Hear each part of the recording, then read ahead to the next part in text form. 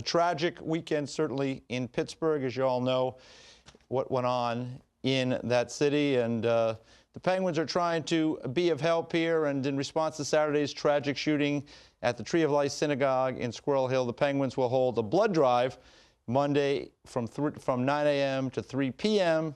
at the PPG Paints Arena. That was obviously earlier in the day. And joining us now to talk more about the Penguins' outreach in this situation is their CEO and president, David Morehouse. And David, this is something that pro sports teams, they sometimes deal with in particular cities. We saw what the Vegas Golden Knights were able to do to help that city through a very, very difficult time. Give us a little bit of feedback or a little bit of an idea of what you and the Penguins are doing to try to heal some of these just awful wounds that have just taken place over the weekend. I mean, this goes way beyond sports, as you know. It's just such a senseless and tragic event. And it's not about the Pittsburgh Penguins or the sports teams. But we do have a platform that we can use to help in any way we can, and we're trying to use that platform.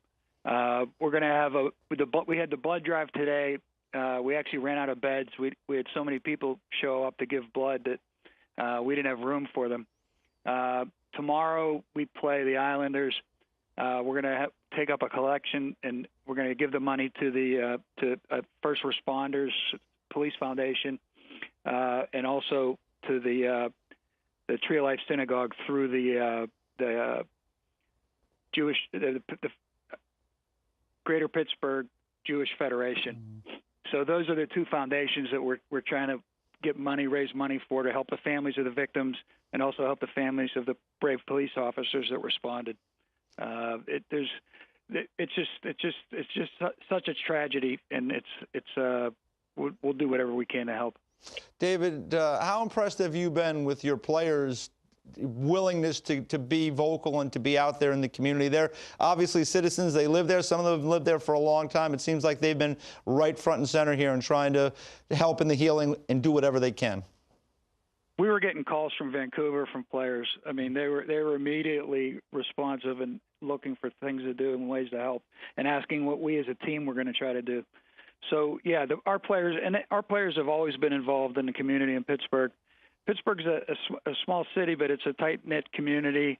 Our players are a part of the fabric of the community. All the sports teams are, the Steelers, the Pirates, the Penguins.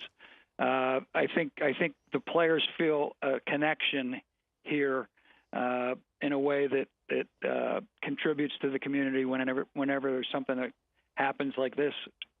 Fortunately, this doesn't happen that often, but when the players do get together, they're happy to support the people of Pittsburgh, and they're happy to be part of the community.